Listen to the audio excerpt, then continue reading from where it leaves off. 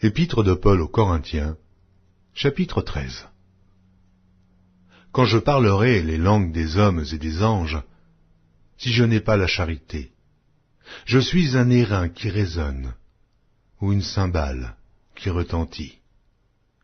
Et quand j'aurai le don de prophétie, la science de tous les mystères et toute la connaissance, quand j'aurai même toute la foi jusqu'à transporter des montagnes, si je n'ai pas la charité, je ne suis rien.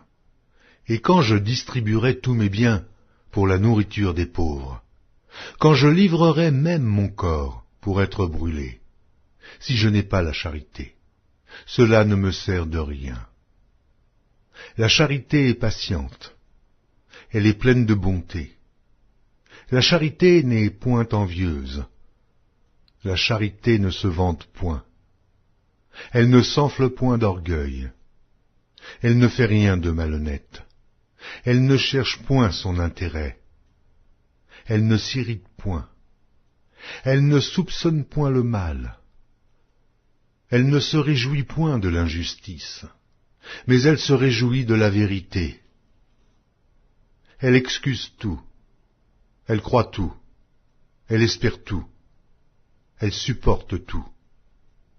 La charité ne périt jamais. Les prophéties prendront fin.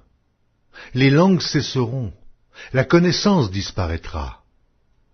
Car nous connaissons en partie et nous prophétisons en partie.